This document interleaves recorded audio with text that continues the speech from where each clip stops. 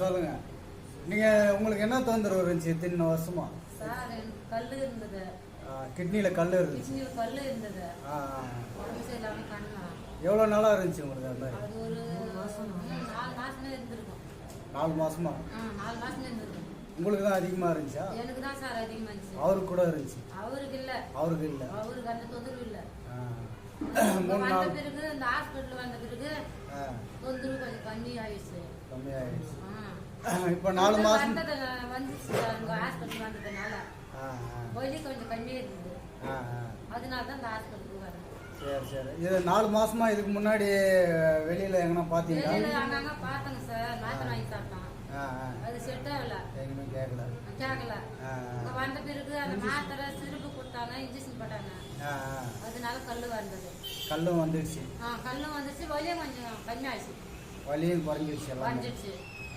அதனால தான் இந்த ஹாஸ்பிட்டலுக்கு வந்தேங்க. சரி.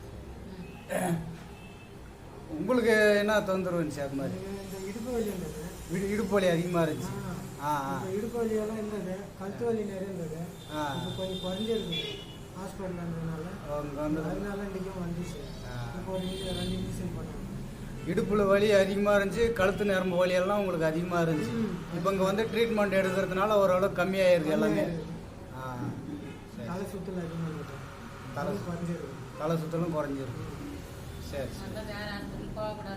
என்ன ஊர் நீங்கள்? பெருங்காட்டு. உங்கள் பேர்? குப்சாமி. உங்கள் பேருமா? ராணிங்களா? சரி. இது மாதிரி உங்கள் ஏரியாவில் உங்கள் இடத்துல எல்லாருக்கும் சொல்லுங்கள்.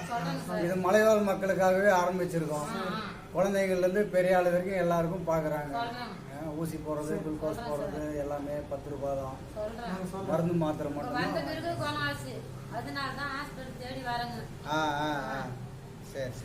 சரி. உங்களை மாதிரி நிறைய பேர் வருவாங்க.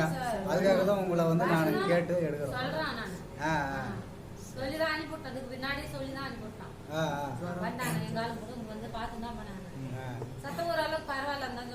பரவாயில்ல, நல்லா இருக்குன்றாங்க.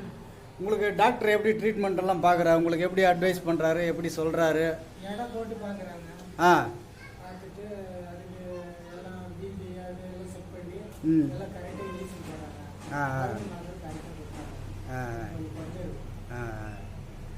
நல்லா பார்க்குறாங்க. சரி. இப்போ நீங்களும் ஒரு 4 பேர் ஏற்கனவே அனுப்பியிருந்தீங்க. அனுப்பிதான் விட்டோம். எங்க ஆளுங்க வீட்டு ஜனமே போட்டுட்டாங்க ஜுரம். அதனால அனுப்பிவிட்ட வரைக்கும் சத்து சமாரம் இருக்குது. ஹாஸ்பிட்டல் போவாங்க அப்படின்னு சொன்னாங்க. சமாளிக்கிறாங்க. கொஞ்சம் நடமாட்டமே இல்லை. இப்போ நடமாட்டு நல்லா இருக்கிறாங்க.